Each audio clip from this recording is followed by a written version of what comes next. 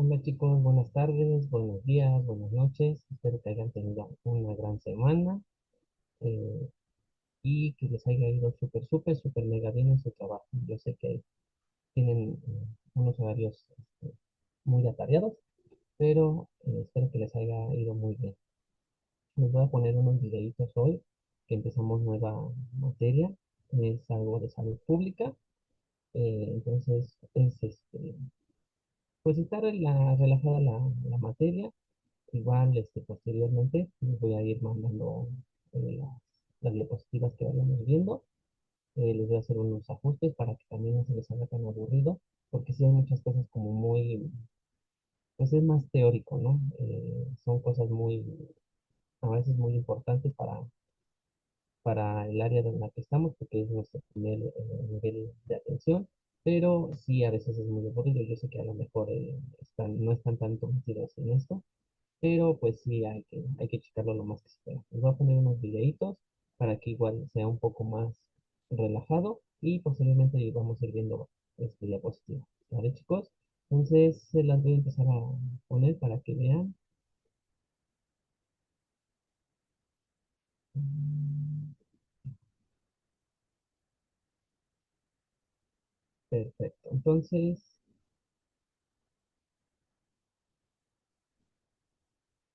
para que lo vayamos checando.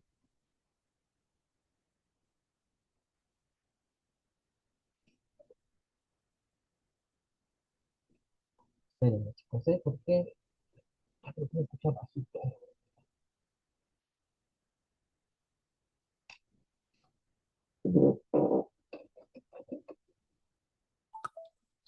Ok, espero que ya se escuche un poco más fuertecito.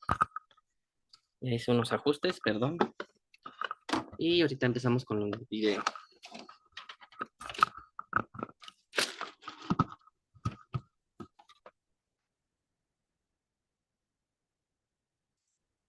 Para comenzar, pues bueno, lo primero que tenemos que tener presente es qué es la salud pública. La salud pública es una ciencia, es una profesión y es una responsabilidad y un deber del Estado. ¿Okay? En función de esto, vamos a ir presentando diferentes conceptos, como ya les había mencionado. Entonces, bueno, ¿cuál es la definición de salud pública según distintos autores? Empecemos con la definición que presentó eh, Winslow en 1920. Él menciona que la salud pública es la ciencia y el arte de prevenir las enfermedades, prolongar la vida y fomentar la salud y eficiencia física y mental mediante esfuerzos organizados de la comunidad para sanear el medio ambiente, controlar las infecciones en la comunidad y educar al individuo en cuanto a los principios de la higiene personal, organizar servicios médicos y de enfermería para el diagnóstico precoz y el tratamiento preventivo de las enfermedades, así como para desarrollar la maquinaria social que le asegure a cada individuo de la comunidad un nivel de vida adecuado para el mantenimiento de la salud. ¿Qué tenemos que tener presente aquí? Cuando Winslow define qué es la salud pública en el año 1920, pues había, digamos que una prevalencia de modelo altamente biologicista, y entonces obviamente cuando se habla de prevenir algo solamente se refiere a las enfermedades infectocontagiosas, se refiere a la prevención de enfermedades infectocontagiosas, y cuando se refiere eh, a los esfuerzos organizados de la comunidad, habla de organizar servicios médicos y de enfermería para el diagnóstico precoz y el tratamiento preventivo. Pues se entendía que la salud era un asunto exclusivamente de los servicios médicos y de enfermería. ¿Okay? Esto, sin embargo, esta definición que presenta Winslow nos propone unos propósitos de la salud pública. Estos propósitos entonces van a ser prevenir las enfermedades, prolongar la vida de las personas, y entonces para que esto sea posible se debe promover la eficiencia física y mental de los individuos. Para alcanzar estos propósitos son necesarios realizar ciertas actividades. Y entonces vemos para este concepto se define como el saneamiento ambiental, o sea, vemos que la salud pública es un asunto del colectivo, es necesario el control de infecciones, como les mencioné antes, solamente se habla de infecciones porque eran los problemas que afectaban a la sociedad en ese momento, a la comunidad en ese momento. Otra de las actividades es la educación a individuos sobre la higiene personal, ¿verdad? Y sobre la higiene en general. Es necesario desarrollar una maquinaria social que permita facilitar esta educación a los individuos, que permita controlar las infecciones y que permita contribuir con el saneamiento ambiental. Y para eso es necesaria la organización de servicios médicos y de enfermería para lograr un diagnóstico precoz y un tratamiento preventivo. Esta organización de los servicios, fíjense que se habla específicamente de servicios médicos y de enfermería como esos servicios necesarios para poder controlar las infecciones, educar a la información a los individuos y facilitar el saneamiento ambiental.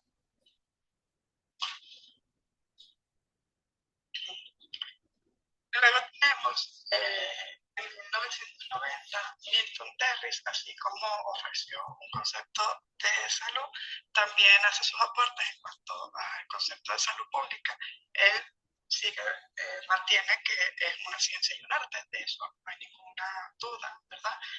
Que va a permitir prevenir las dolencias y las discapacidades, prolongar la vida y fomentar la salud y la eficiencia física y mental, mediante esfuerzos organizados de la comunidad para sanear el medio ambiente, controlar las enfermedades infecciosas y no infecciosas, él ya habla de las enfermedades infecciosas y no infecciosas, así como de las lesiones. Entonces vemos que tenemos enfermedades transmisibles, enfermedades no transmisibles y accidentes o causas externas de enfermedad o de problemas de salud, que es necesario la educación del individuo en los principios de la higiene personal, que al igual que Winslow habla de la organización de los servicios para el diagnóstico y tratamiento de las enfermedades, pero no solamente el diagnóstico y tratamiento de las enfermedades, sino también para la rehabilitación de los problemas de salud una vez que se ha generado la lesión, así como desarrollar también la maquinaria social que le asegura a cada miembro de la comunidad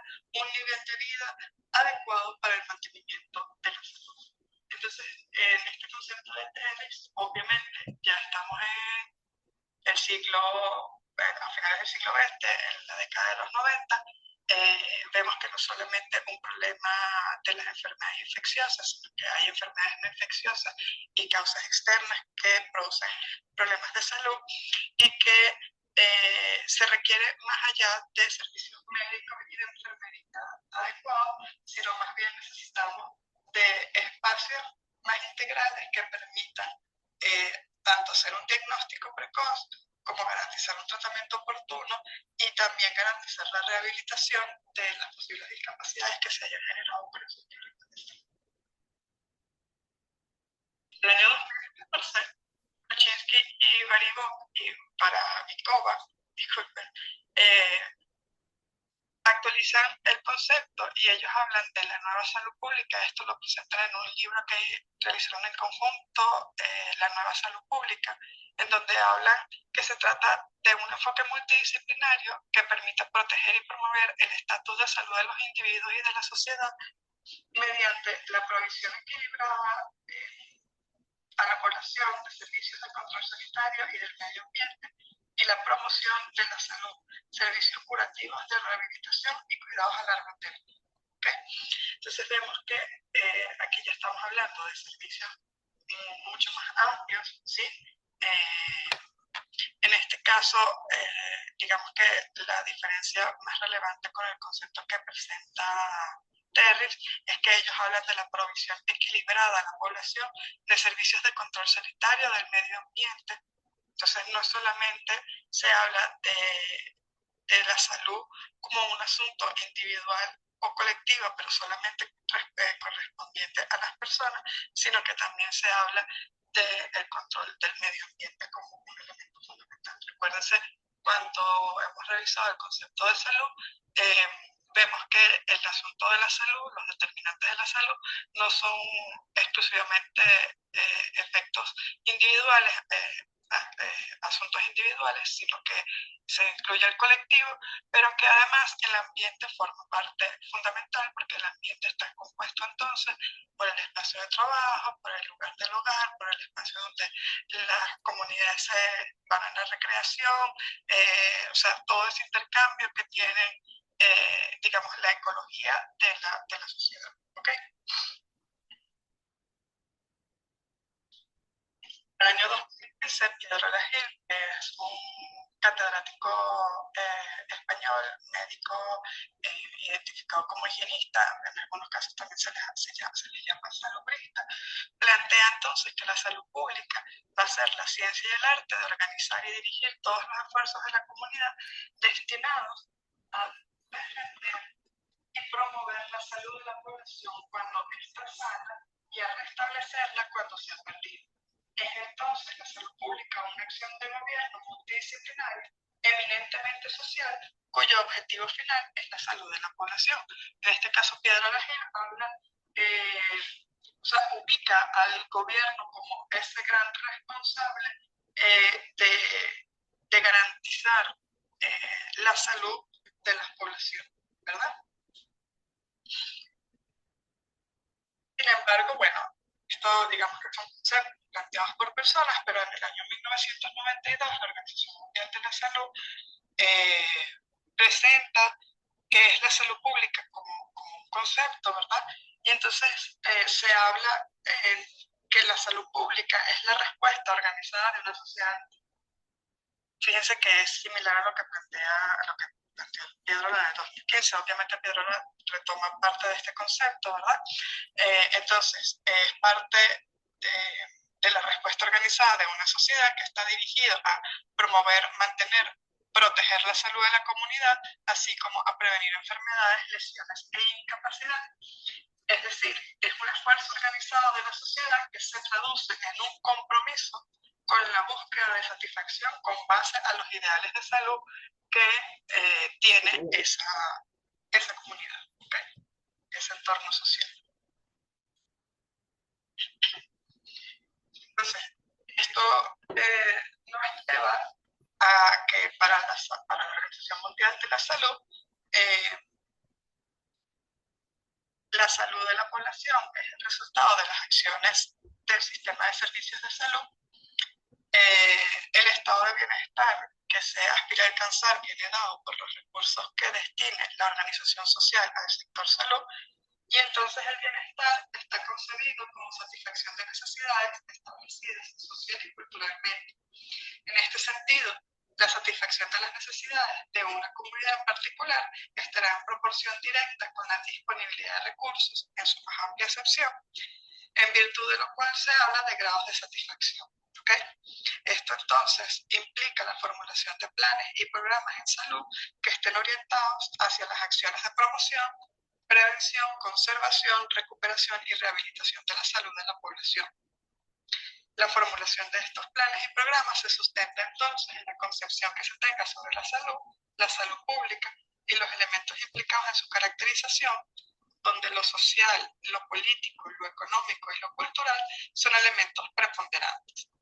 Por ejemplo, en Estados Unidos, la promoción de la salud está dada fundamentalmente por cambios en los estilos de vida, es decir, los hábitos culturales, con la finalidad entonces de lograr la prevención de enfermedades y lesiones, otorgándole un menor peso o poco peso a las condiciones de vida, mientras que en la mayoría de los países europeos, Canadá y América Latina, promover la salud implica cambios en las condiciones de vida. Esto es vivienda, paz, ecosistema saludable, alimentos, recursos, justicia social y equidad, que son premisas que están expuestas en la Carta de Ottawa, que la vamos a revisar más adelante cuando hablemos de promoción de la salud, y que estos países la asumen como un eje fundamental de la salud pública. ¿Okay?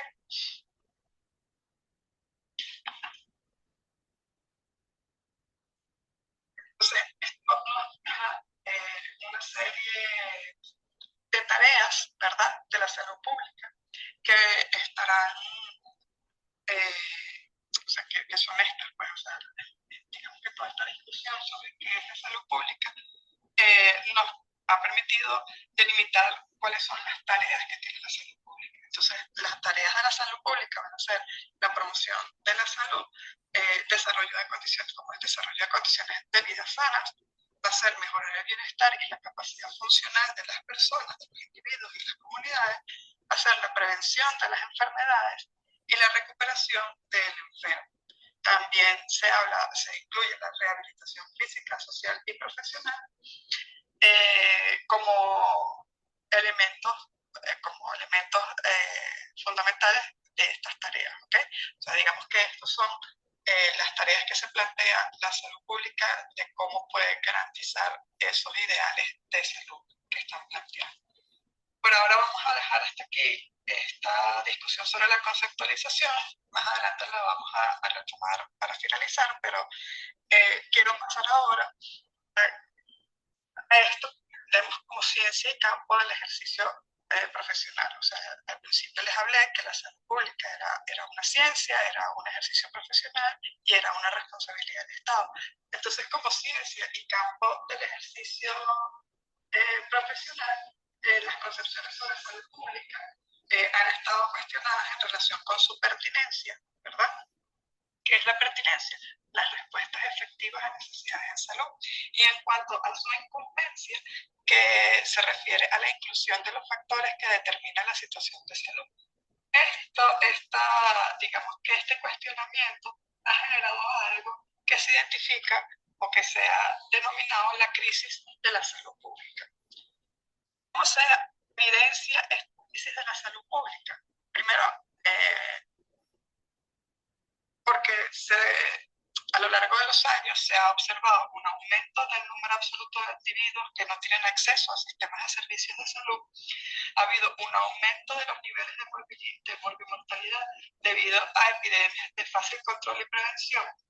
Ha habido un aumento de enfermedades crónico-degenerativas, las cuales convergen en los países más pobres con enfermedades infecciosas. Ha habido un aumento del gasto en salud concentrado en servicios de alta tecnología y especialización, y también se habla de una falta de adecuación de los modelos de formación de recursos humanos a las demandas sociales. Fíjense que estos 2 últimos años que hemos vivido es una evidencia más de esta crisis. Obviamente, esta situación de pandemia, cómo se ha manejado, no solo por las medidas que sugirió la Organización Mundial de la Salud que se asumieran al inicio de la pandemia, donde hubo restricciones de movilidad, que eso supuso unos graves problemas, sobre todo en lo que tiene que ver con la movilidad de refugiados y víctimas de guerras en sus países. Pero también supuso un problema en cuanto a los cuestionamientos que han surgido, fundamentados o no, sobre si era necesario el uso o no de las mascarillas, sobre si las vacunas funcionan o no funcionan, si las vacunas están causando más daño que beneficio. Digamos que todo un debate que se presentó a nivel de medios de comunicación y que llegó a los hogares y que ha generado mayores problemas. Digamos que un problema que pudo haberse controlado de una mejor manera por las opiniones de algunos pseudocientíficos o científicos que manejan la información, digamos que a conveniencia, pues se generó toda una situación de rechazo al cumplimiento de las medidas y posteriormente de rechazo al uso de la vacuna como una de las estrategias de prevención y control de enfermedades más conocido y utilizado hasta el momento.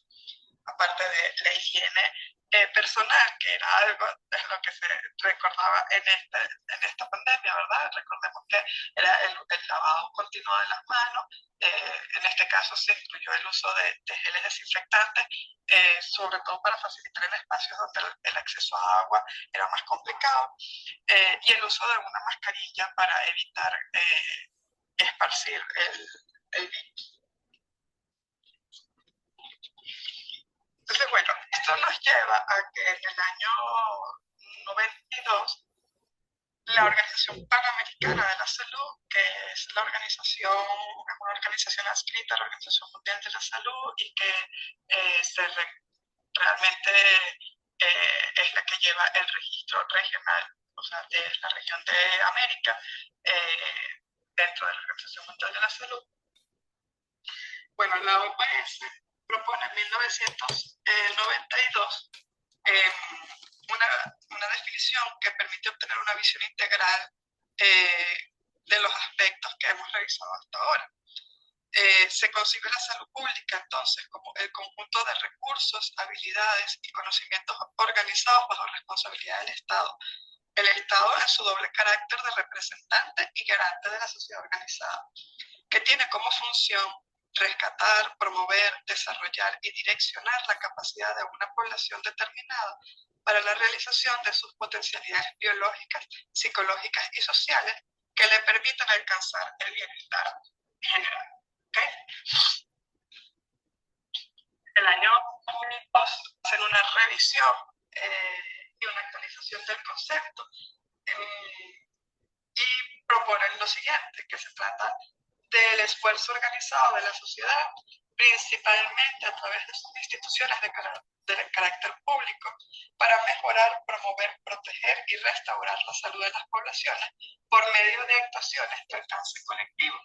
Entonces, bueno, vemos en esta actualización que se habla directamente de las instituciones de carácter público como esas instituciones que deben trabajar para mejorar, promover, proteger y restaurar la salud a través de unas actuaciones de alcance colectivo. ¿Okay? Entonces vemos que no es solamente, incluso recordemos el concepto de salud, que la salud no es un asunto meramente individual, sino que es de carácter colectivo y debemos poder equilibrar ambos aspectos.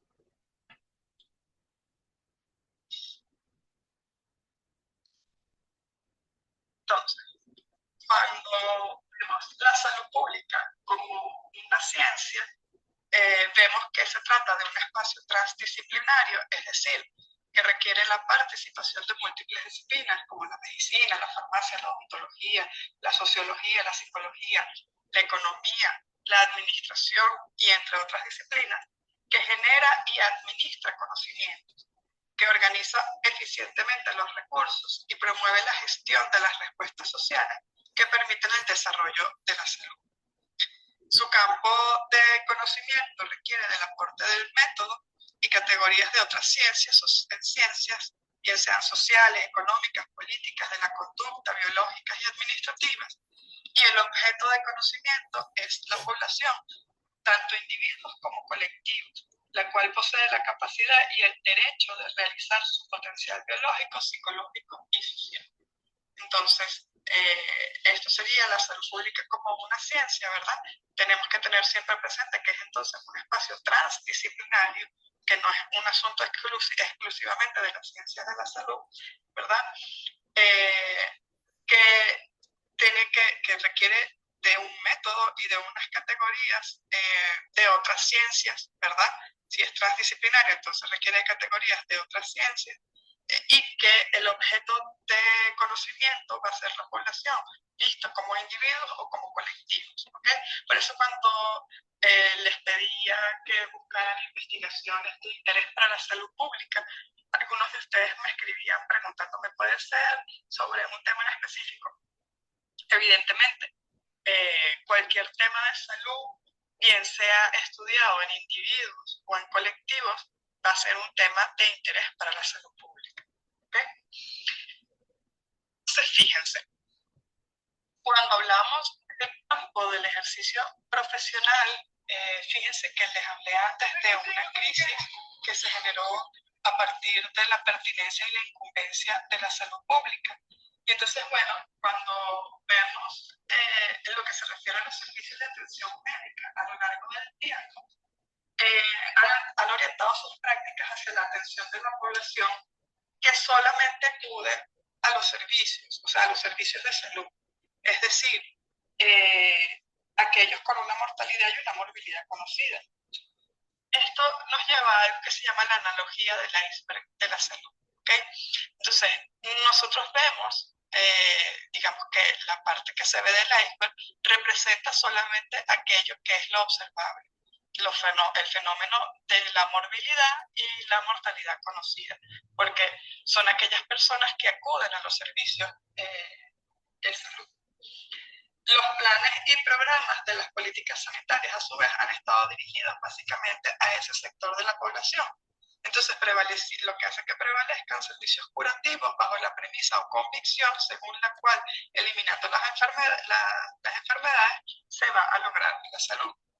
Pero el problema está en que los problemas de la población son mucho más amplios. Estos incluyen no solamente la parte visible del iceberg, es decir, también forman parte aquella parte que está oculta en el iceberg, digamos la parte que está por debajo del agua, ¿verdad? Que generalmente es una masa mucho más grande que la que es visible. Eso es lo que es un iceberg, ¿verdad? Entonces, esta parte oculta serían aquellas personas que no acuden al sistema, así como aquellos que, aunque estén sanos, aunque estén bien, son vulnerables a la enfermedad y cuya vulnerabilidad se podría eliminar o reducir con la intervención del sistema de salud. Entonces, el sujeto de intervención del sistema de salud sería todo el iceberg, no solamente aquella parte que acude a los servicios de salud. Entonces, fíjense, digamos que solamente conocemos esto, aquellos que acuden a los servicios de salud, pero cuando queremos ver cuál es el campo del ejercicio, o sea, quiénes son aquellos que deben ser atendidos por la salud pública, entonces vemos que debería ser todo el iceberg, tanto aquellos que acuden, que tienen una enfermedad conocida o con las causas de mortalidad conocidas, como aquellos que no acuden porque tienen problemas de acceso, o aquellos que son sanos. Y entonces, ¿por qué son de importancia los sanos? Porque hay una cantidad de vulnerabilidades, ¿verdad? Que se pueden eliminar, o sea, los riesgos que ellos tienen a padecer problemas de salud pueden ser atacados, pueden ser abordados por el sistema de salud, ¿ok? Para evitar que se presenten en el futuro. Entonces, la salud pública como ejercicio profesional, en resumen, será una disciplina que involucra, según se ha dicho, una actividad gubernamental y social que debe tener carácter multidisciplinario, que es con un aspecto de gran relevancia práctica, el cual permite extender el alcance de las políticas sanitarias hacia la organización de servicios para la realización de actividades de promoción, prevención, así como las de diagnóstico, tratamiento y rehabilitación. Fíjense que esto lleva a otro problema, que es una tendencia que ha existido a lo largo de los años de igualar la salud pública con la medicina preventiva. Esto incluso ocurre a nivel de autores que suelen igualar los términos, o sea, usan indistintamente salud pública o medicina preventiva. De hecho, en muchas partes del mundo el departamento se llama Departamento de Medicina Preventiva y Salud Pública, o solamente de Medicina Preventiva, que es donde se adscribe todos los estudios de salud pública. Esto, por supuesto, señala, hay algunos autores que señalan los inconvenientes que tiene para la práctica de la salud pública, porque o sea, cuando solamente la reduces al ámbito de las ciencias médicas, ¿verdad? Si la salud pública se concibe como medicina preventiva, se le otorga la categoría de disciplina de las ciencias médicas, planteándose así como una parte de esto. Lo contrario sería entonces considerar el acto médico preventivo o no como un aspecto de la salud pública, teniendo un papel lógicamente preponderante, no delimita su campo de acción ni su objeto de conocimiento. Esto, por supuesto, responde al paradigma biologicista, o sea, esta tendencia a igualar la salud pública con la medicina preventiva responde al paradigma biologicista, que digamos que sigue siendo preponderante dentro de las ciencias de la salud. ¿Ok? Entonces, bueno, concebida como ciencia médica, el campo de la salud pública ha estado dominado por este paradigma biologicista, lo que ha dificultado la comprensión de la dimensión social de la salud. Considerar la siguiente igualdad, salud pública igual a medicina preventiva, ha conducido, entre otras, a las siguientes consecuencias que señala Terry. Los servicios de atención médica se orientan fundamentalmente a la atención curativa hospitalaria, dado el peso que la medicina clínica tiene en la profesión médica. Las políticas sanitarias en la mayoría de los países se dirigen hacia este nivel asistencial. Entonces vemos que la prevención se hace más énfasis en la prevención secundaria, que es una competencia meramente del médico. Los servicios de rehabilitación biopsicosocial son inadecuados o simplemente son inexplorados, no se consideran como parte de los servicios de salud. La promoción para la salud relacionada con el mejoramiento de las condiciones de vida se toma solamente en cuenta para los discursos políticos, fundamentalmente.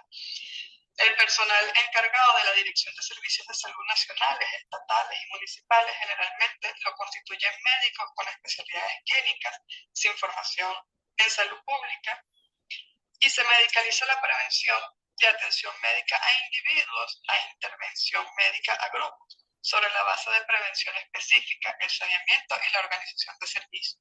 Esta situación permite inferir cómo el enunciado y orientación práctica que deviene de la formulación de un concepto afecta significativamente la realidad. Entonces, ¿qué ocurre aquí? O sea, cuando se habla de la salud pública o se iguala la salud pública a la medicina preventiva, se están cometiendo, o sea, se lleva a cometer errores en cuanto al manejo de las estrategias, incluso de las políticas, obviamente.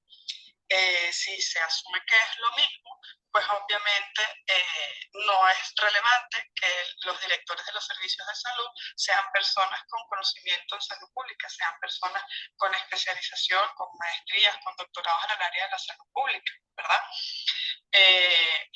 Cuando se habla de medicalizar la prevención, se hace entonces intervención médica a grupos, que a veces se realizan incluso dentro de los hospitales, en donde se recomienda colectivamente el uso individual de vitaminas, suplementos, de algunas conductas que impactan sobre los estilos de vida, pero no se trabaja políticamente sobre las condiciones de vida, que es fundamental para mejorar las condiciones de salud de la población. Finalmente, a modo de conclusión, entendemos entonces que la situación de salud no es un asunto únicamente del sector salud, sino que requiere la participación multisectorial multidisciplinaria e intersectorial. Muchos autores sostienen que el espacio de acción debe constituirse en torno a la promoción de la salud con la finalidad de lograr condiciones de vida saludables y al mismo tiempo cambios en los estilos de vida. Entonces, vemos que el espacio de la salud pública se centra en la promoción, donde buscamos actuar sobre los estilos de vida individuales y sobre las condiciones de vida colectivas de las personas. Esto como una responsabilidad individual y social, contemplándose entonces una responsabilidad de doble dimensión, procurándose la participación de la población como una condición necesaria y primordial para el alcance de los ideales de salud. Esto también es uno de los requerimientos que se exponen en la Carta de Ottawa, como les mencioné anteriormente. Entonces, Sale, chicos, ese fue el primer videito. Déjenme checar otro. Y ay, disculpen, ando medio enfermo.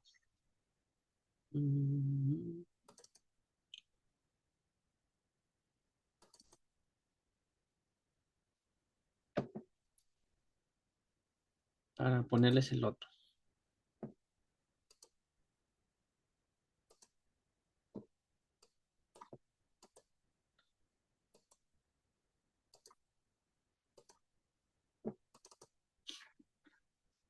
Perfecto. Entonces, miren. Ok. Pues nuestra salud pública, los antecedentes es el desarrollo de la salud pública comenzó en la antigüedad. Las medidas sanitarias incluyeron, por ejemplo, la cuarentena de las víctimas de lepra en la Edad Media. Los primeros esfuerzos internacionales para el control de enfermedades se dieron en cuarentenas nacionales en Europa y Oriente Medio. Con el tiempo, las correlaciones entre la enfermedad y el medio ambiente se comprendieron y perfeccionaron cada vez más. Y a partir del siglo XIX, las epidemias de peste impulsaron los esfuerzos para mejorar el saneamiento. Si se dan cuenta, viene un poquito de historia en el video y vienen unos personajes que fueron descubriendo o fueron perfeccionando todo esto de la salud pública. Durante los últimos 150 años, dos factores han dado forma al sistema de salud pública moderno: la proliferación del conocimiento científico sobre el origen y el control de las enfermedades, aumentar la aceptación del control de enfermedades como una posibilidad y una responsabilidad pública. Entre artículo presenta una breve revisión de la historia de la salud pública desde la Edad Media hasta nuestros días, comenzando con una breve caracterización de la salud. ¿Qué es la salud pública? La salud pública se refiere al arte y la ciencia de prevenir enfermedades e implica prolongar la vida y promover la salud, tanto mental como física, saneamiento, higiene personal, control sí, enfermedades infecciosas, organización de los servicios de salud. Las epidemias como la peste impulsaron los esfuerzos públicos para proteger a la gente de enfermedades, aunque estas a menudo se consideraban un signo de mala condición moral y espiritual. Eran los pobres y los soldados o marineros comunes quienes solían sufrir las peores consecuencias de las enfermedades epidémicas, la muerte prematura y las precarias condiciones de vida. Antiguamente, pues, no había como que un saneamiento adecuado. Las casas eh, o la mayoría de las casas no tenían ni agua potable ni un alcantarillado.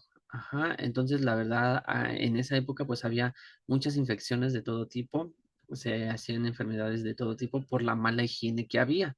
Entonces todo eso empezó a cambiar después de un tiempo y se empezaron a dar cuenta que realmente sí hacía falta todo ese tipo de cuestiones para que hubiera una buena salud. En Inglaterra, desde finales del siglo XVI, se formulan las leyes de pobres para ayudar a los pobres mercadores, pero con dificultades afectadas por la desgracia, muerte de sustentado de la familia, desempleo, enfermedad, salarios inadecuados. El nivel de manutención era bajo y en ocasiones quienes estaban sanos debían trabajar para mantenerse en un asilo o en una casa de trabajo. La ayuda social se consideraba un último recurso, ya que de lo contrario podía anular la voluntad del trabajar. Los servicios médicos no representaban una gran fracción de las prestaciones de la ley de pobres para los desafortunados, pero muchos tutores de la ley de pobres contrataban los servicios de médicos locales. Ahí era el problema, ¿no? Que no todos tenían acceso a un servicio de salud como debería de ser, debido a que eran pues pobres y no tenían cómo solventar todo este tipo de cuestiones. Para el siglo XVIII, la cuarentena se utilizaba comúnmente para contener enfermedades contagiosas. Para entonces se puso de relieve el derecho de todo ser humano a la salud y a la libertad y a la búsqueda de la felicidad. Sin embargo, la relación entre los derechos individuales y la responsabilidad del Estado no siempre estuvo clara. Las leyes de pobres se reconocieron cada vez más como inapropiadas e ineficaces para las nuevas circunstancias económicas de la época.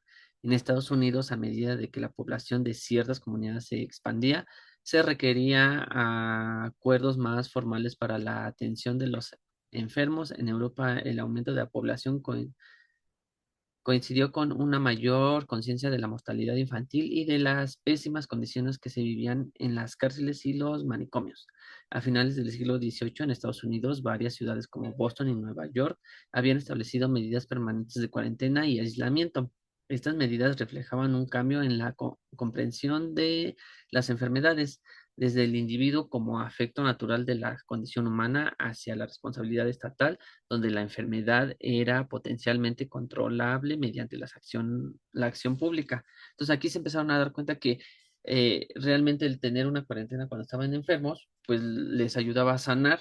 Mientras tanto, pues no había cómo ayudarlos, ¿no? Porque no tenían las precauciones pertinentes ni, pues, ni el saneamiento, ¿no? O sea, había mucha contaminación.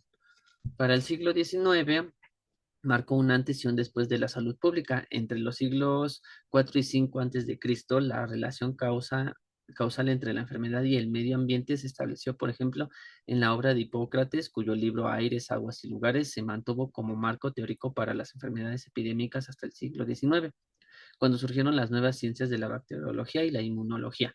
En el siglo XIX presenció lo que se ha denominado el gran destapar sanitario, Winslow, de 1923, que ese ya lo habíamos checado en el, en el, en el video, que fue el primer, por así decir, teórico, que empezó a checar todo esto de la salud pública y a dar nuevos conceptos, donde la sociedad se identificó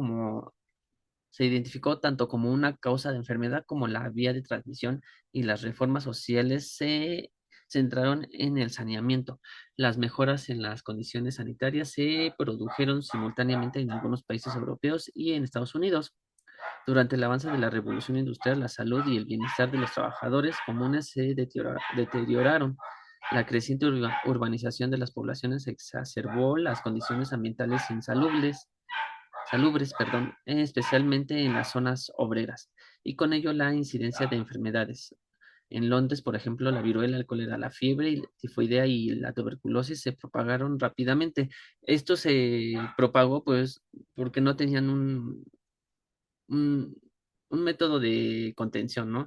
Era muy sucio todo y no tenían la precaución ni de lavarse las manos.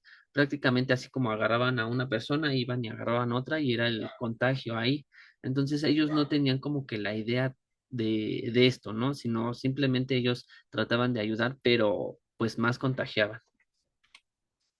En Inglaterra, la Ley de Salud Pública de 1875 abarcó la vivienda, la ventilación, el alcantarillado, el suministro de agua, las molestias, los oficios peligrosos, las enfermedades contagiosas y una pletora de otros problemas públicos, sentando así las bases del sistema de salud más exitoso del mundo.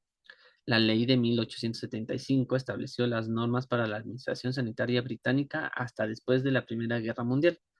Los avances en salud pública en Inglaterra ejercieron una fuerte influencia en los Estados Unidos, donde también se necesitaba un régimen administrativo eficaz para la supervisión y regulación de la salud comunitaria. Si se dan cuenta, no había como tal, o no existía como tal la salud pública, ¿no? Sino nada más había como que una base, pero no la llevaban a cabo tal cual.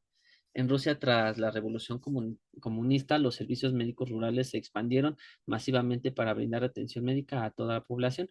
Desde entonces, este sistema ha inspirado iniciativas similares en otros países europeos y asiáticos. A principios del siglo XX se produjeron nuevos avances a la atención sanitaria comunitaria. En Reino Unido, la Comisión Real reexaminó la ley de pobres en 1909. Esto dio lugar a una propuesta para servicios médicos estatal más cohesionado, precursor de la Ley de Servicio Nacional de Salud de 1946. Más reciente, la salud pública se ha centrado en trastornos como el cáncer, las enfermedades cardiovasculares, las enfermedades pulmonares y la artritis. La interrelación entre estos trastornos y el medio ambiente ha sido objeto de investigación.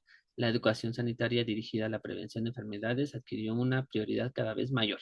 Si se dan cuenta, actualmente ya no es tan prioritario lo de la ley de pobres, que decía que en el alcantarillado, la ventilación, eh, eh, que hubiera más limpieza, que hubiera agua potable, ya no era tan prioritario. Ahora se transformó y ya empezó a haber enfermedades, como se dan cuenta, que pulmonares, cardiovasculares, que empezaron a ser más evidentes en la población. Entonces empezaron a enfocar más en estas enfermedades y darles más prioridad para poder atender a todas las personas que estaban enfermas de esto. Actualmente pues ya es como que más englobado todo, ven desde las vacunas hasta casi que ya se están muriendo las personas, ¿no? Y empiezan a detectar qué enfermedades tiene esta población, esta comunidad, cómo vamos a trabajar con ellos, qué necesita esta comunidad para que podamos, vacunarla. O sea, ya vienen otras cuestiones diferentes. Sí cambió bastante a comparación a cómo era en el pasado. La salud pública en la actualidad enfrenta nuevos desafíos como la reemergencia de las enfermedades infecciosas y los cambios en aspectos políticos, sociales y económicos que determinan la salud y la equidad de la salud de la población. Esto se suma a los desafíos persistentes relacionados con las debilidades de los sistemas de salud. Para hacerle frente a estos desafíos, las autoridades de salud en todos los niveles institucionales y junto con la sociedad civil apuestan a desarrollar un conjunto de capacidades para fortalecer los sistemas de salud, garantizar un ejercicio pleno del derecho de salud, actuando sobre los factores de riesgo y las determinantes sociales que tienen un efecto en la salud de la población. Estas capacidades se enmarcan en diferentes etapas del ciclo de políticas: evaluar el estado de salud de la población y los factores de la mala salud, desarrollar políticas para fortalecer los sistemas de salud y a abordar los determinantes, asignar los recursos necesarios y garantizar el acceso a todos los intervenciones y servicios de salud pública. O sea, prácticamente ya quieren que toda la gente tenga acceso a esto, ¿no? Antiguamente pues no se tenía debido a que no había solvencia económica y pues no tenían todos cómo hacerlo, ¿no? Como ya habían comentado antes, pues prácticamente los únicos que tenían acceso a esto eran los ricos, ¿no? Los que vivían en el poder, en el castillo, por así decirlo, ¿no? Toda la demás gente que era pobre, tanto militares como a lo mejor soldados y todo eso, pues no tenían un acceso como tal a esto a menos que pagaran. Y en ese tiempo o en ese entonces era muy caro. Ajá, entonces no había como que la posibilidad de poder ir a un médico para que me checara o para que me viera. En promedio, alrededor de una tercera parte de las personas en los países de las Américas reportan no buscar atención en salud cuando lo necesitaron debido a múltiples barreras de acceso.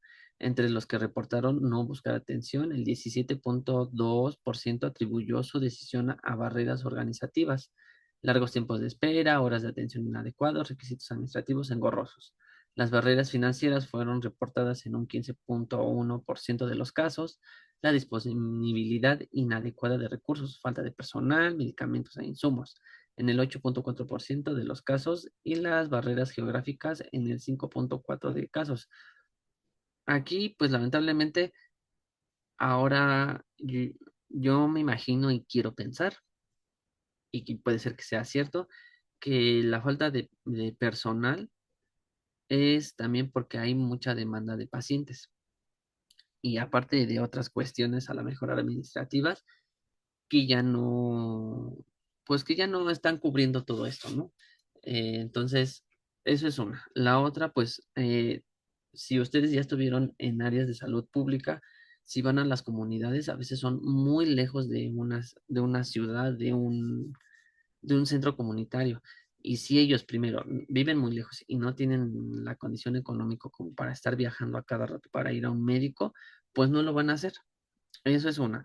La otra, eh, también tienen pues otro ideal de medicina, ¿no?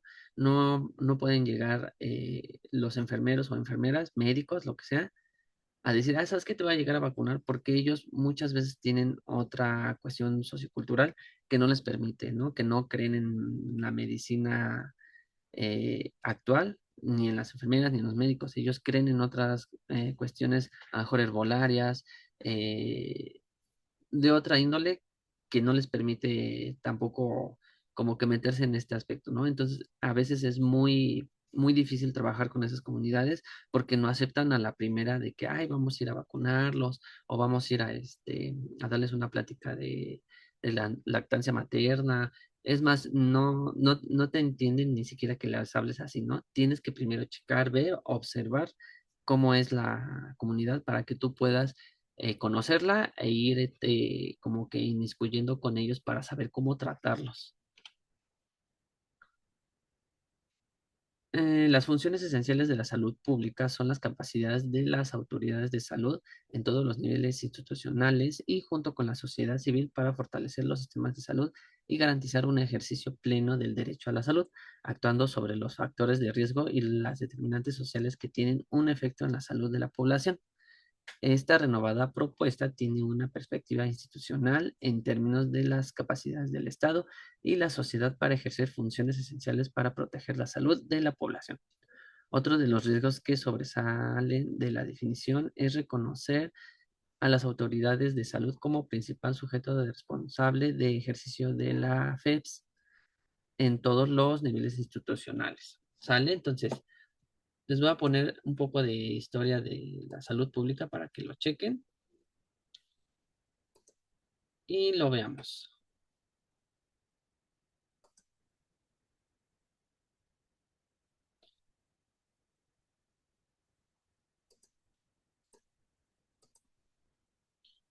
La historia de los organismos encargados de la salud pública en México se remonta al siglo XIX. Después de la Guerra de Independencia, que terminó en 1821, se continuó con el uso de las ordenanzas, los bandos de policía y buen gobierno, que se encargaban de regular las condiciones de vida de los ciudadanos durante la época de la colonia, cuando el país se desarrollaba bajo el yugo español. Otras instancias encargadas de la salud eran la Academia de Medicina y la Escuela Nacional de Medicina, que en 1931 sustituyó al Tribunal del Protomedicado, que hasta entonces regulaba esta ciencia y a quienes la practicaban. Estos centros, sumados a distintas medidas de higiene pública como la recolección de basura, el entierro de cadáveres y la utilización de cañerías, intentaban mantener en las mejores condiciones posibles la salud de los mexicanos.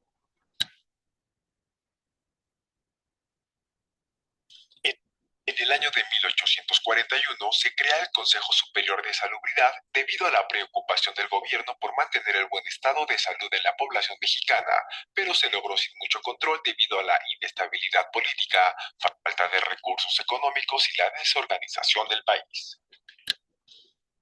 Con el presidente Benito Juárez al frente de la nación, la iglesia perdió mucho poder y hospitales y orfanatos manejados por el clero bajo el principio de caridad pasaron a ser gestionados por el gobierno con la intención de funcionar como asistencia pública.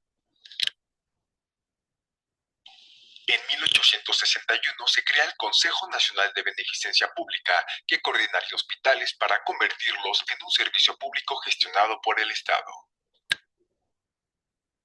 Durante el segundo periodo de Juárez al frente del país se continuó con la lucha contra la iglesia y esto se reflejó en malos servicios de salud para la población, lo que fomentó el incremento de la medicina privada y un creciente número de fundaciones de beneficencia, las cuales fueron legalizadas creando el Consejo de Beneficencia en 1877 y su reglamento en 1881, cuya idea central era el derecho a la ayuda médica y el deber de la sociedad a que esta ayuda médica sea posible. A pesar de la creación del Consejo Superior de Salubridad, los servicios que ofrecían no eran los mejores, y desde su fundación en 1841 y durante los siguientes 38 años, las acciones de este consejo eran un listado de buenas intenciones sin generar un cambio real. Pero fue justamente en el año 1879 que el Consejo Superior de Salubridad se volvió autónomo, lo que aceleró sus actividades de atención, ya que solo debía rendir cuentas a la Secretaría de Gobernación y ya no a las dependencias encargadas de la salud en cada estado. Y además se gestionaron las igualas médico-farmacéuticas que intentaron unir la atención médica y la medicina preventiva. 1879 fue un buen año para el arcaico sistema de salud en México porque se realizaron estudios sobre el tifo, se hizo una estadística de mortalidad y un mejor control de hospitales, hospicios, alimentos, bebidas, desechos humanos y cementerios. Un personaje importante en la historia de la salud pública en México fue Eduardo Liceaga, que en 1885 fue nombrado presidente del Consejo Superior de Salubridad, reorganizando el organismo, estudiando epidemias e introduciendo la vacuna antirrábica. En 1891, aún bajo la administración del Dr. Lisiaga, se fundó el Instituto Mexicano Nacional y el Instituto Geológico. También fue redactado el Código Sanitario, cuyo desideratum decía: conservar la salud, prolongar la vida y mejorar la condición física de la especie humana. He aquí los objetos que debe tener por mira la higiene. Para 1895, el doctor Eduardo Lisiaga y el ingeniero Roberto Gayol iniciaron con el proyecto de construcción del Hospital General, que abrió sus puertas en 1905. Con Porfirio Díaz en el poder de 1880 hasta 1910, se logró un crecimiento parcial e irónico. Mientras se asimilaban y se aplicaban exitosamente en el país los progresos mundiales en histología, patología, bacteriología y fisiología, mientras los logros alcanzados en el laboratorio científico se aplicaban en la medicina práctica, y mientras México pasaba a formar parte de la Convención Sanitaria de Dresde, que apoyó a la Oficina Internacional de Higiene Pública con sede en París en 1907, existían enormes diferencias sociales y una impune desigualdad en la repartición de la riqueza que ni las acciones de vacunación, los planes de higiene comunitaria y la promoción en favor de la salud podían disfrazar.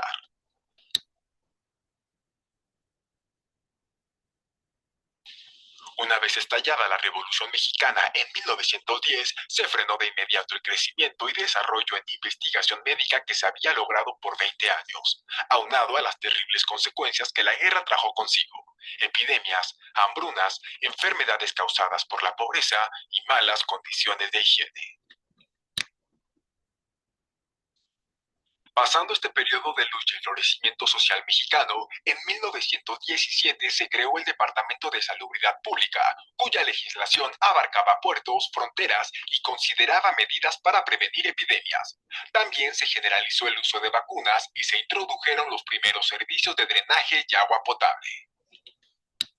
Los años 20 auguraban una época de paz en México. Durante la administración federal de Álvaro Obregón, se fundó en 1922 la Escuela de Salubridad, antecesora de la actual Escuela de Salud Pública. El Departamento de Salubridad Pública impulsó campañas contra el paludismo, difteria, sífilis, y los servicios de salud comenzaron a llegar a los estados.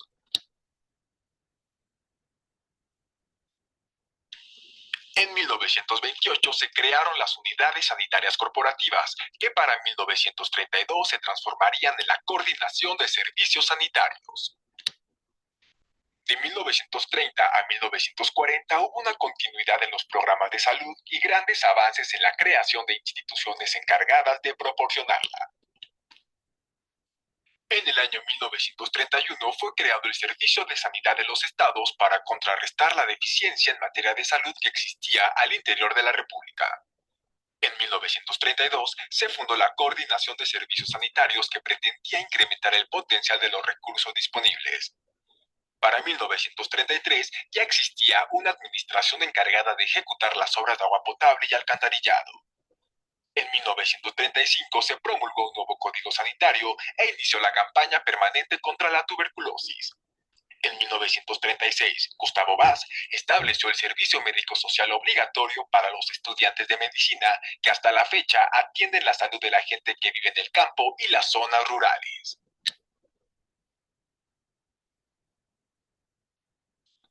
Fue en este mismo año que comenzó a dar servicio el Hospital de Enfermedades Respiratorias de Huipulco, lugar que con el paso del tiempo sería conocido como Zona de Hospitales.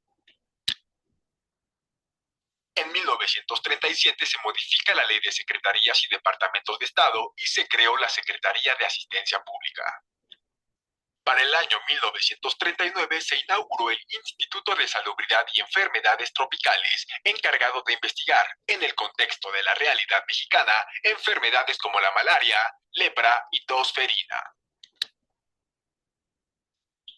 Durante el sexenio del presidente Manuel Ávila Camacho, de 1940 a 1946, se fusionó el Departamento de Salubridad Pública y la Secretaría de Asistencia Pública, dando como resultado la Secretaría de Salubridad y Asistencia. Ese mismo año, 1943, marca el inicio de la Organización de Asistencia Médica, que atiende al 80% de la población, el Instituto Mexicano del Seguro Social, cuyo primer secretario fue el doctor Gustavo Vaz. El Código Sanitario, redactado en 1935, fue reformado en el año de 1949, otorgando facultades al presidente, al Consejo de Salubridad General, a la Secretaría de Salubridad y Asistencia y a los gobiernos estatales para realizar las acciones necesarias para atender la salud e higiene pública. De 1958 a 1970 se impulsaron investigaciones científicas para combatir las enfermedades y condiciones que afectaban la salud. En 1960 se fundó el Instituto de Seguridad y Servicios Sociales de los Trabajadores del Estado, que es la segunda instancia médica que más pacientes atiende en México, y también se formó el Instituto Nacional de Protección a la Infancia. A mediados de la década de 1970 explotó una crisis económica que devaluó al 100% la moneda mexicana, por lo que el sistema de salud se vio incapaz de atender las demandas de los pacientes, y por lo mismo se crearon planes alternativos para realizar las acciones inmediatamente necesarias, entre ellas la Ley Orgánica de la Administración Pública Federal y el Plan de Gobierno. Planes y programas que dieron malos resultados y que solamente fomentaron el incremento de la corrupción en las oficinas de gobierno.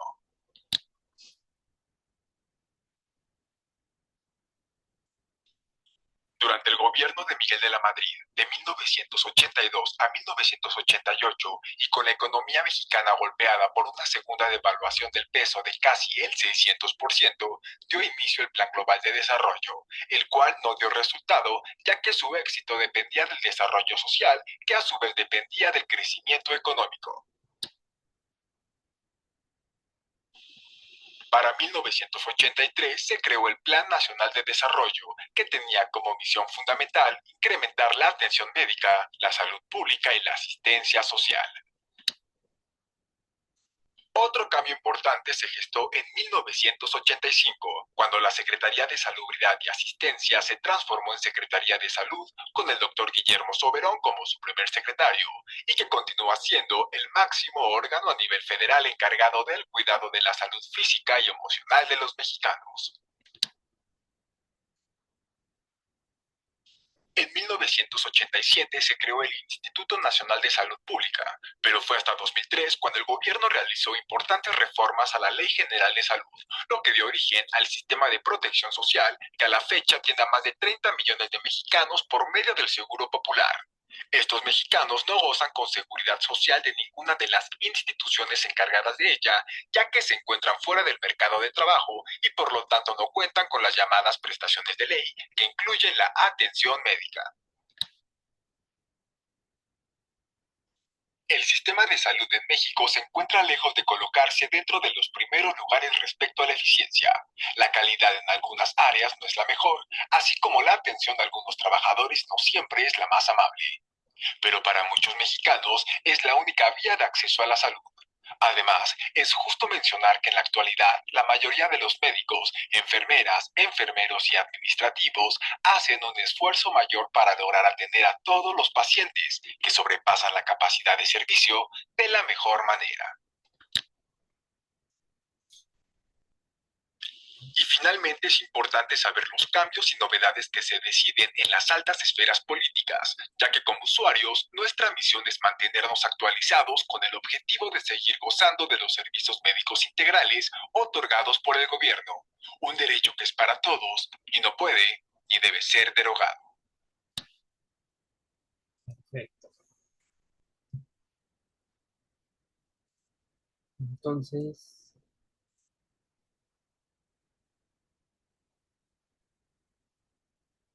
para irlo checando.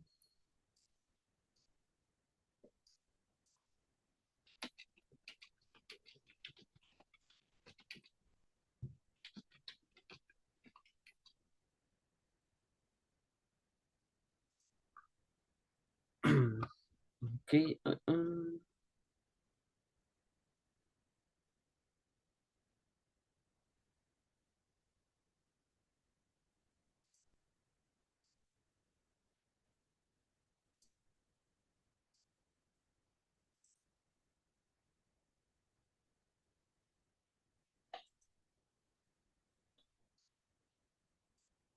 y además, pues, ex ministra de Salud del Ecuador, tuve el honor de ser ministra 4 años del gobierno de Rafael Correa, y además directora del Instituto, exdirectora del Instituto Suramericano de Gobierno en Salud de UNASUR.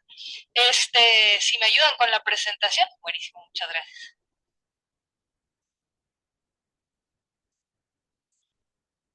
Vamos a ver. Bien, entonces yo les voy a comentar un poco sobre lo que son las capacidades de los gobiernos que nosotros consideramos importantísimas, ¿no? Y voy a hacerles una profundización sobre algo que ya Ernesto comenzó a compartir sobre las funciones esenciales de salud pública renovadas, y voy a comentarles un poquito la historia también de cómo han ido evolucionando estas funciones esenciales, además de su relación con lo que son sistemas, el desempeño de los sistemas de salud. Bien, a partir tal vez de que nosotros tenemos grandes logros, estos son datos pre-pandemia, ¿no? Y obviamente tenemos un contexto muy distinto que tenemos que considerar, pero algunos temas, ¿no? Hasta el 2016, reducción en la tasa de mortalidad evitable, 42% a nivel regional, incremento del índice del HAQ que nos comentaba el doctor esta mañana, ¿no es cierto?, de acceso y calidad en la región, incremento del índice de cobertura universal acá en la región y tal vez destacar la región a nivel global en cuanto a este índice. La disminución anual en el número de personas con gasto de bolsillo catastrófico, reducción en la dependencia del gasto de bolsillo, ya nos comentaban también un poquito sobre aquello, pero de 38% al 33% en 2017, 33% de incremento en el gasto público en salud como porcentaje del PIB, es decir, del 3 al 4% a nivel regional.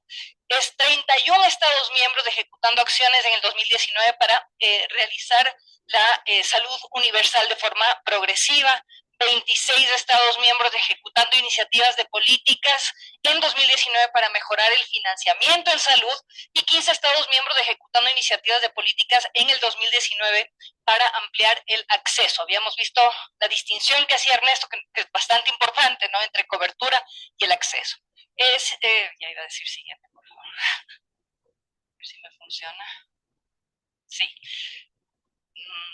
Casi. Ahí está, ya. Ahora, desafíos. Nuevamente, pre-pandemia. Tenemos desafíos ahora. Tal vez algunos de estos se han profundizado. 1.7 millones de muertes que no deberían haber ocurrido si es que hubieran habido servicios accesibles y de calidad. La brecha entre subregiones en este índice que les hablaba el doctor esta mañana, de acceso y calidad, hay inequidad, digamos, a nivel regional. 27% el porcentaje estimado de la población que no busca atención adecuada cuando la necesita por distintas barreras de acceso. Esto varía entre países, esto es todo a nivel regional.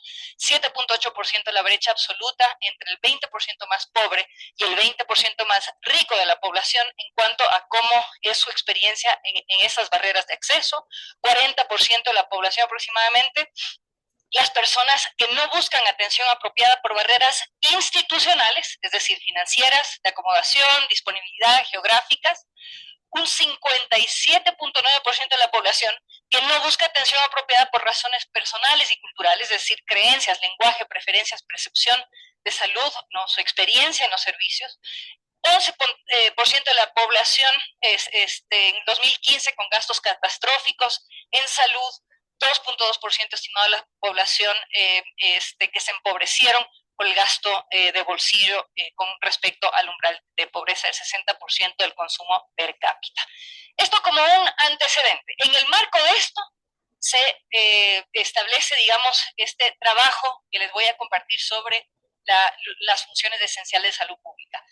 Algunos desafíos importantes en la región de las Américas: la carga de enfermedad, ¿no es cierto?, enfermedades infecciosas, no comunicables, accidentes, salud mental y violencia, la complejidad política que no podemos dejar de lado, sin duda, ¿no?, crisis de representación y legitimidad de las instituciones políticas, crisis de gobernabilidad, fragilidad de los mecanismos regionales y subregionales. Hay otra salud global, evidentemente. Debilidad en la rectoría y gobernanza, ya escuchamos de Ernesto, pero sistemas segmentados, fragmentados, yo creo que eso es algo que escuchamos tan frecuentemente y que ha sido priorizado a nivel regional. Restricción fiscal, nuevas tecnologías, pero mayores costos, y ahí remitirnos nuevamente a lo que nos comentaban esta mañana, ¿no? La importancia de la evaluación de tecnologías sanitarias. Inequidad como una problemática que tenemos a nivel regional de forma importante en cuanto a resultados de salud, como puede ser la expectativa de vida, mortalidad materna, mortalidad infantil, etcétera, etcétera, y el acceso a servicios y sistemas de salud. Todo esto, además, con otras problemáticas enormes que tenemos que afrontar. Cambio climático, envejecimiento poblacional, no como una problemática, pero sí como una situación que tenemos que abordar desde los sistemas, y el tema de migración como una de las problemáticas importantes. No voy a entrar mucho en esto, nos comentó un poco Ernesto y lo va a comentar también Natalia Houghton, que va a seguir, pero el tema de la importancia de la rectoría, barreras de acceso, aquí vemos algo que ya vamos a ver con mayor detalle, las diferencias en cuanto a quintiles y las barreras que enfrentan, la gobernabilidad, migración, etcétera, ¿no? Ahora quisiera hablarles un poco de cómo ha sido la evolución de las funciones esenciales de salud pública, ¿no? Comenzando en 1988, el Instituto de Medicina de Estados Unidos, que propone algo en cuanto a qué debe hacer la sociedad para poder garantizar las condiciones de salud de la sociedad. El CDC en los 90 establece o lanza, digamos, las funciones esenciales de salud pública, la primera experiencia. En la década de los 2000, tanto la OMS también participa de esto y tiene una propuesta en cuanto a un listado de funciones esenciales, las distintas regiones a nivel global. En el caso de las Américas, la OPS presenta frente a las reformas de salud una propuesta también en cuanto a funciones esenciales, pensando también ya, planteando esta importancia de la rectoría. En el 2014, esta estrategia de salud universal, yo en ese entonces pues fui parte de esa reunión, digamos, de Estados miembros para poder abordar esto, y algo importantísimo es que aquí no solamente se abordó la cobertura universal, ¿no?, que es algo que plantea fuertemente OMS también, sino que a nivel regional se enfatizó la importancia de abordar también el acceso. No es solamente un tema financiero, no es la única prioridad. Tenemos una problemática muy compleja a nivel regional que debe abordarse también. Y como nos mostró pues Ernesto, puedes incrementar cobertura y sin incrementar acceso. Entonces tenemos que enfocarnos en esas otras dimensiones también. La Agenda de Salud Sostenible, que se lanzó en el 2017, y el plan estratégico también pues de la OPS, ahora algo más reciente, que en el 2021 los Estados miembros lanzaron la estrategia de resiliencia, ¿no?, en cuanto a los sistemas de salud, pensando en la pandemia, también el impacto que tuvo la pandemia, y ahí de forma también pues consensuada destacan la importancia de implementar las funciones esenciales de salud pública renovadas. ¿Por qué renovadas? Ahora les voy a comentar un poquito sobre esos detalles. Bien, ¿cuál fue el proceso nuestro de elaboración? Como pueden ver, aquí hay del 2017 al 2022, es decir, fue un proceso bastante largo. Se realizó una revisión extensiva, evidentemente, de la literatura, numerosos encuentros regionales, participaron escuelas de salud pública de distintos países. En el 2019 se validaron esta primera propuesta con los distintos departamentos de la propia OPS. Se publicó el documento finalmente en el año 2020 y desde el 2021 se comenzó a validar e implementar en los países. Hoy por hoy nosotros estamos ya realizando una implementación del ejercicio de evaluación y fortalecimiento de las funciones esenciales de salud pública en varios países de la región. Ya les voy a comentar también un poco el detalle de aquello. ¿Quiénes fueron los que participaron, digamos? Fue un proceso bastante participativo, intersectorial, 32 instituciones académicas de 17 países, más de 200 expertos y expertas, 4 años de discusión para poder lograr un consenso. Participaron Ministerio de Salud, evidentemente, los distintos departamentos de la OPS y expertos académicos. Y entonces, ¿qué es lo que se plantea, no? Algunos de los procesos y productos de este nuevo marco conceptual que se propone con las funciones esenciales renovadas, propone reconfigurar, ¿no? Y hay algunos elementos a destacar. Entre ellos, por ejemplo, el enfoque en la rectoría, el rol de los estados como esencial. Se sustenta en derechos, valores y pilares, el derecho a la salud, por ejemplo, como algo que hace algunos años no se lograba consensos alrededor de eso. Me parece que fue en el 2014 que por primera vez los Estados miembros a nivel regional en una resolución de la OPS hablan acerca del derecho a la salud. Así que no es menor, pese a que obviamente nosotros pues es algo con lo que trabajamos todos los días, ¿no? Nos basamos en eso, pero no es menor. Propone es abordar las funciones esenciales de salud pública a través del ciclo de políticas, es decir, evaluación, el desarrollo de políticas, la asignación de recursos y el acceso. Esa es otra de las novedades, digamos, de estas funciones esenciales.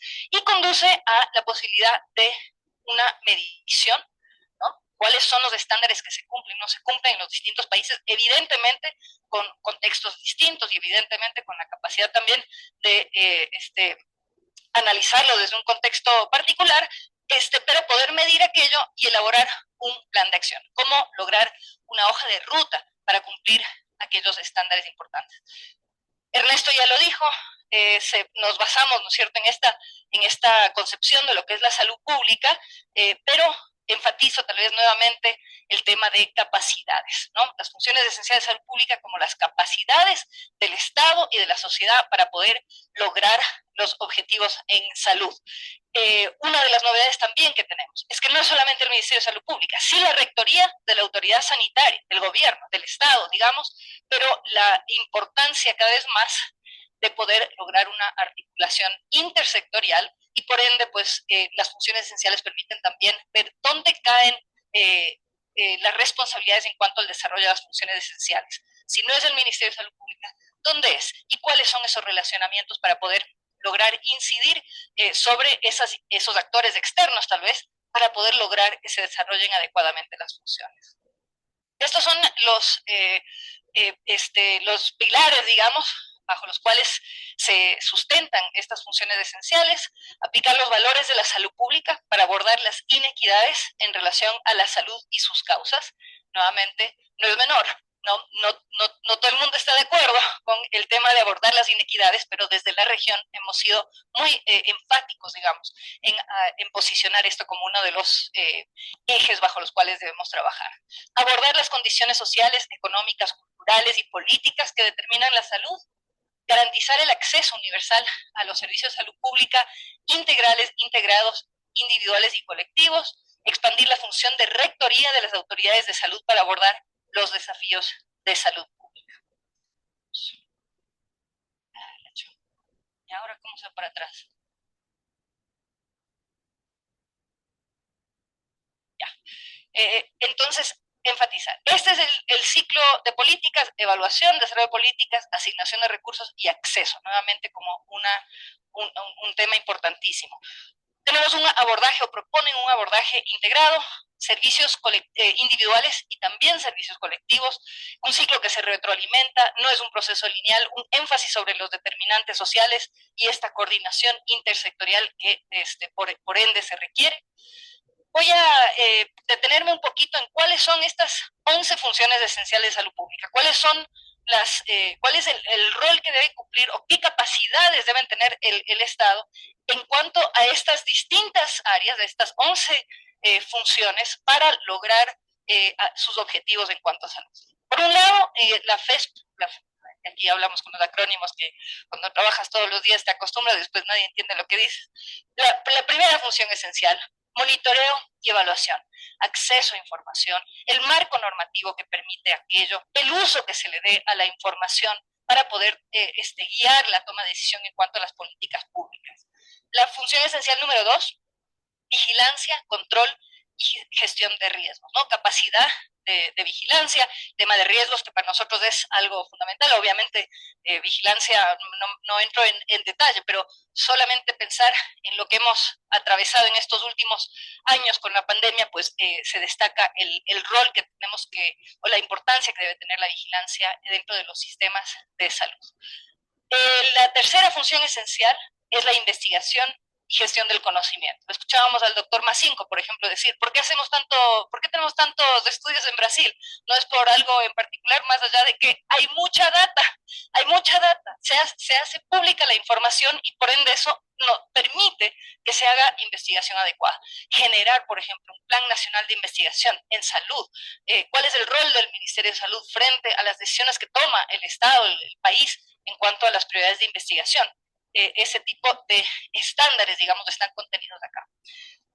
La cuarta función esencial se refiere a políticas, legislación y marcos regulatorios, ¿no? Poder tener una concordancia entre lo que se quiere lograr en salud y el marco regulatorio que te facilite aquello, que le faculte, digamos, por ejemplo, a la autoridad sanitaria la capacidad de regulación, etcétera, ¿no? Y el diseño de políticas públicas basadas en información, basadas en una planificación adecuada, etc. Participación y movilización social. Y tal vez me detengo ahí por la importancia de que muchas veces hablamos de los cambios en salud, la sostenibilidad en los cambios de salud basada en la parte financiera. Claro que sí, la sostenibilidad financiera es importantísima, pero si es que no hay una apropiación del derecho, si es que no hay una movilización social alrededor de cumplir con ese derecho, tampoco es sostenible los cambios, ¿no? La función esencial número 6, desarrollo de recursos humanos. Las 7, medicamentos y otras tecnologías en salud, todas estas, como digo, con estándares asociados. Financiamiento en salud, la 8. Aquí pasamos a lo que es acceso a servicios integrales y de calidad, pero también intervenciones sobre los factores contextuales de la salud y finalmente la función esencial 11, el abordaje de los determinantes sociales de la salud. Son una herramienta, aquí las vemos todos, aquí están los pilares bajo los cuales se han desarrollado estas funciones esenciales, pero son básicamente una herramienta para poder evaluar y fortalecer las capacidades de las autoridades de salud que son indispensables para asegurar el acceso universal y equitativo a las intervenciones. Algunas de las fortalezas entonces, la relevancia del fortalecimiento de la rectoría y la gobernanza, la alineación con los mandatos centrales que tenemos como Organización Panamericana de la Salud con los Objetivos de Desarrollo Sostenible y la Salud Universal, la coherencia conceptual integrando las definiciones de salud pública y de las funciones esenciales, las FES como ciclo de políticas, la identificación de intervenciones de salud que deben garantizarse para lograr el acceso, el abordaje integrado de los servicios individuales con los colectivos, abordaje intersectorial en forma transversal, determinantes sociales, un nuevo modelo de evaluación, participación activa de la sociedad y finalmente la posibilidad de tener un plan de acción. ¿Qué hacemos al respecto? O sea, hacemos un diagnóstico y ¿qué hacemos? Aquí solo brevemente hay una relación muy fuerte entre lo que estamos proponiendo y lo que ha lanzado recientemente la Organización Mundial de la Salud en cuanto al desempeño de los sistemas de salud. Y aquí vemos, ¿no es cierto? O sea, ¿cuáles son las funciones que ellos proponen? Recursos, esto está en inglés, vamos a tener hasta diciembre ya traducido este importante documento. Provisión de servicios, no veo, financiamiento y gobernanza como las funciones para lograr, digamos, medir el desempeño de los sistemas de salud, lograr un buen desempeño, estas impactando los objetivos intermedios, entre ellos acceso y calidad, estos a su vez impactando objetivos finales como son el que sea los sistemas centrados en las personas, el mejoramiento de los indicadores de salud, etcétera, y pues estos relacionados a los objetivos sociales más allá, ¿no? Desarrollo económico, cohesión social, bienestar, etcétera. Tengo creo que 2 minutos, pero quería compartirles cuál es el proceso del ejercicio que nosotros hacemos, ¿no? Organizar la evaluación, el análisis de situación y mapeo institucional importantísimo. ¿Cuáles son los actores que tienen que ver con las distintas funciones y cuál es el relacionamiento que tiene la autoridad sanitaria con esos actores? La medición de capacidades institucionales, es decir, cuál es el grado de cumplimiento de los estándares que se han definido y el análisis de las brechas que puedan surgir de aquello para elaborar un plan de acción y ojalá además incidir sobre los instrumentos de planificación de los distintos países. Esto aquí voy a pasar porque va a compartir Natalia, aquí un poco sobre el mapeo institucional. Aquí se identificaron 146 actores relacionados a las distintas funciones esenciales en uno de los países y pues nos permite ver a qué corresponden, ¿no? Si son del Ministerio de Salud Pública, Seguridad Social, ¿no? Parte de los actores de la descentralización, en este caso no tienen descentralización en salud, pero en algunos países, en muchos de nuestra región sí, intersectorialidad, etcétera, y pues el grado de alineación de los actores a los objetivos de salud, así como la capacidad de influencia que pueda tener la autoridad sobre aquellos actores, porque hay que lograr la viabilidad para que se ejecuten las acciones necesarias para el desarrollo de las FESP. Brevemente, estos son cada una de las FESP. Tenemos estándares asociados a la capacidad formal, es decir, marco normativo, lo que regula, digamos, la capacidad estructural, el relacionamiento entre las distintas instancias, ¿no? Los mecanismos, digamos, de relacionamiento, la capacidad de supervisión y la capacidad de desempeño. Y volviendo, ¿no? Nos permite básicamente levantar, decir, bueno, en estas distintas capacidades, para cada una de las funciones, cuál es el grado de cumplimiento. Aquí un ejemplo en cuanto al FESP, a recursos humanos, medicamentos, financiamiento, básicamente en qué medida se cumplió con los estándares, ¿no? Nos permite ver dónde están los mayores desafíos. Aquí, por ejemplo, en recursos humanos, en capacidad de supervisión, en la parte de financiamiento, en la capacidad formal, tal vez el marco regulatorio que no permite, digamos, un cumplimiento de esos estándares, un plan de acción que nosotros elaboramos, donde enfatizo, ¿no? Aquí, para lograr el plan de acción, no solamente son las acciones de la propia autoridad sanitaria, sino lograr la viabilidad en cuanto al relacionamiento con los demás actores. Y aquí, básicamente, la última lámina, cómo estamos a nivel regional implementando esto, ¿no? Entonces, en Caribe, Centroamérica, en Sudamérica, distintos grados de aplicación, digamos, de esta metodología, de este ejercicio de evaluación y fortalecimiento de las funciones esenciales. Muchísimas gracias.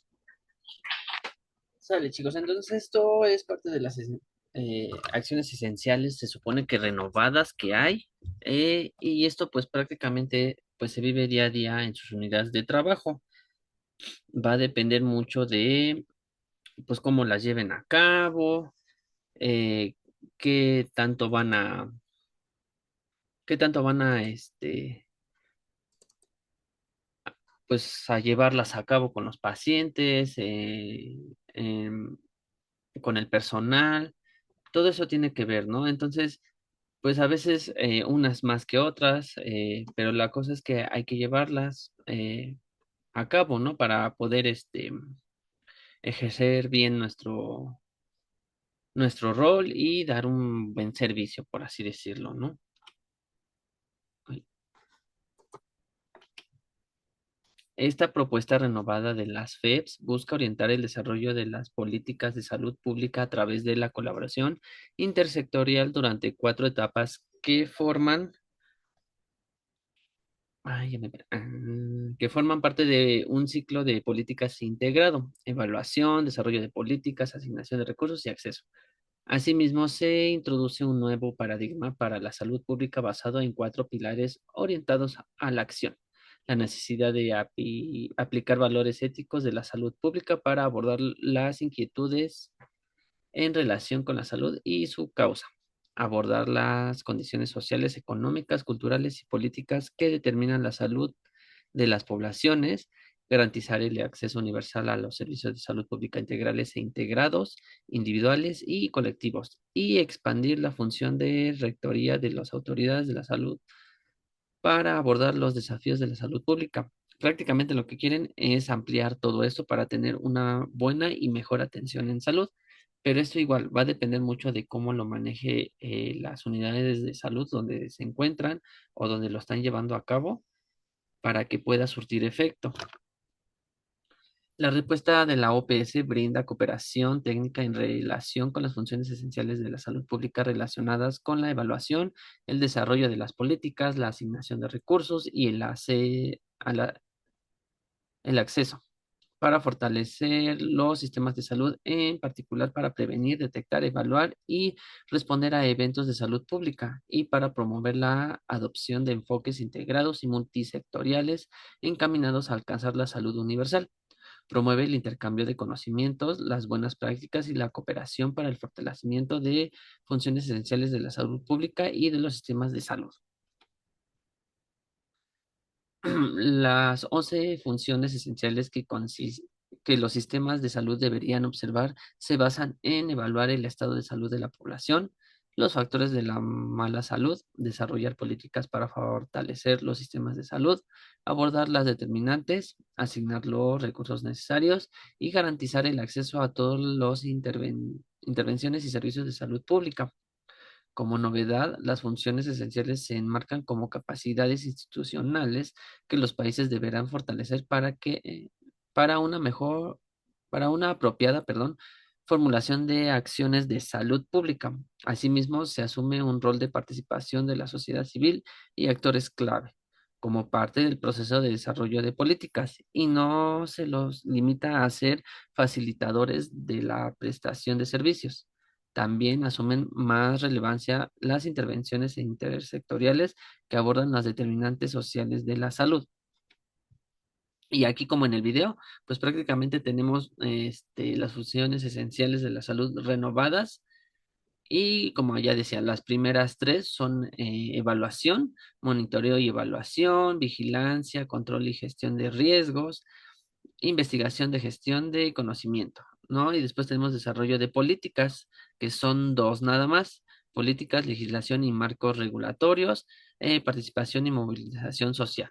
Luego tenemos las siguientes tres, que es asignación de recursos, que es desarrollo de los recursos humanos para la salud, medicamentos y otras tecnologías de salud, financiamiento de la salud. Y por último vienen las últimas tres, que es acceso, para que prácticamente toda la población pueda tener acceso a salud pública o a algún tipo de atención y no haya como que un problema, ¿no? Que es acceso a servicios integrales de salud, promoción de la salud y comportamientos saludables, abordaje de las determinantes sociales de la salud. Aquí pues ya los tenemos como que más explicados.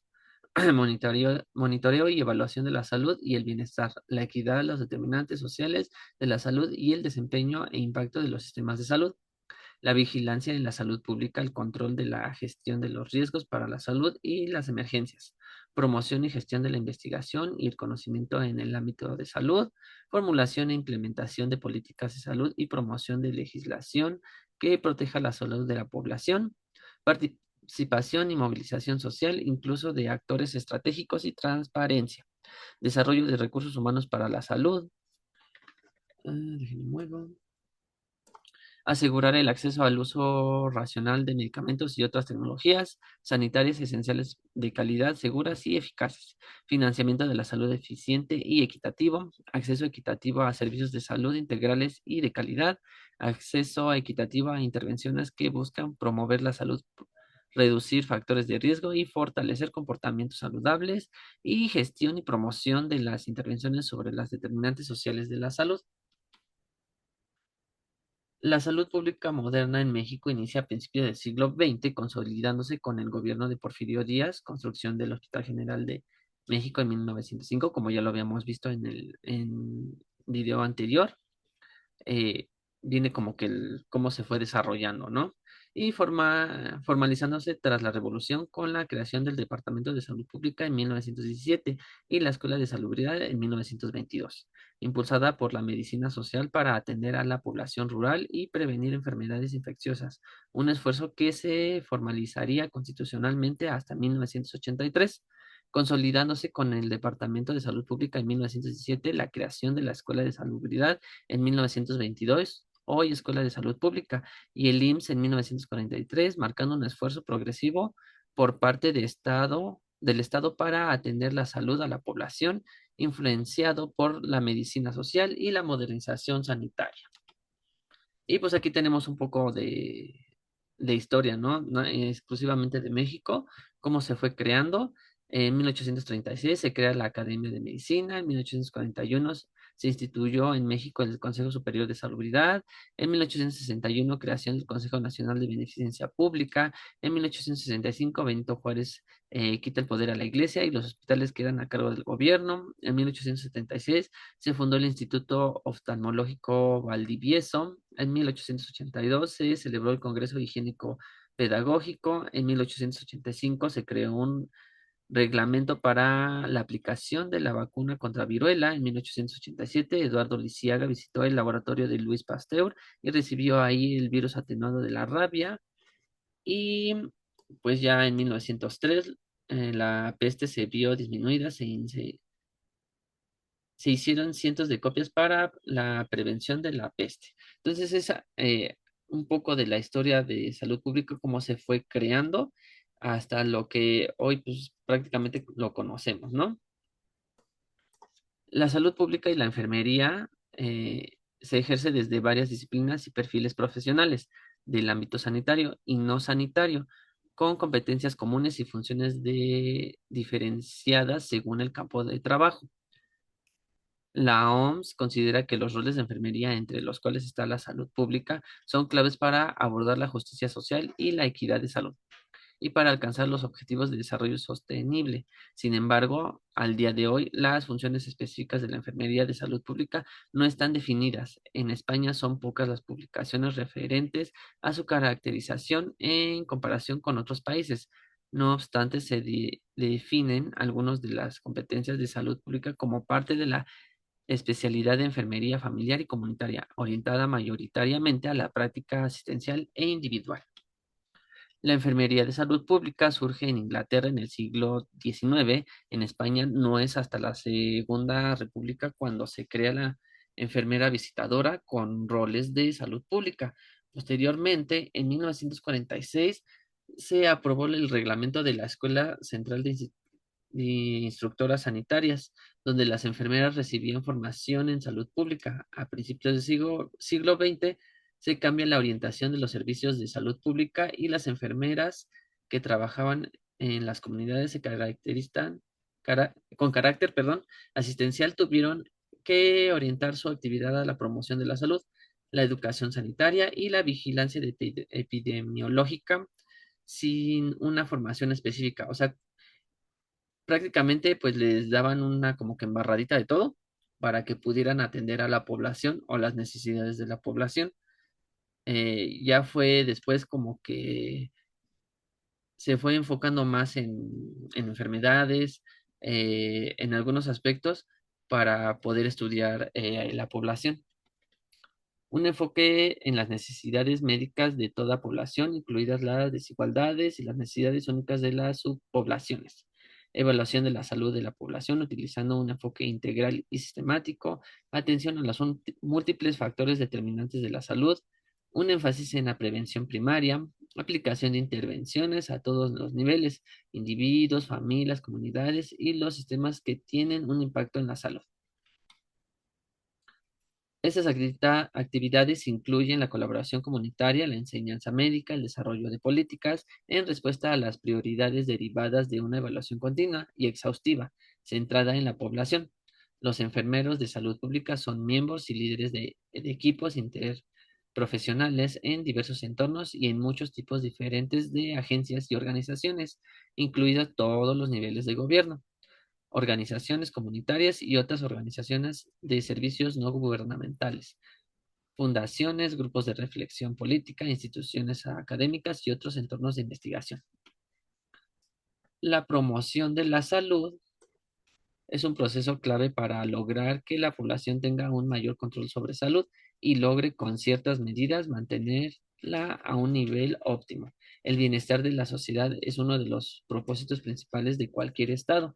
Para lograrlo, la promoción de la salud juega un papel fundamental porque permite que las personas de forma individual y colectiva adquieran mayor control sobre su propia salud y la mejora. En el glosario de términos de Organización Mundial de la Salud, la promoción de la salud se define como el proceso de capacitar a las personas para aumentar el control sobre los determinantes de la salud y con ello mejorar la salud. Además, también engloba acciones dirigidas a cambiar las determinantes sociales, ambientales y económicas de la salud para optimizar su impacto positivo en la salud pública y personal. Sale, chicos. Bueno, pues ahorita le vamos a dejar hasta aquí. Prácticamente es su nueva materia. Ya vieron que sí es como que mucho teórico, pero pues voy a tratar de hacérselas más relajada. Eh, Espero que les esté yendo bien en su examen o que les vaya bien en su examen. Y pues cualquier cosa, pues ya saben que estamos aquí. ¿Sale, chicos? Entonces nos estamos viendo pronto y cualquier cosa estoy al pendiente. Excelente tarde, noche a todos, o excelente día o excelente mañana, como a la hora que lo vayan a ver. Y estamos al pendiente, chicos. Nos vemos, cuídense.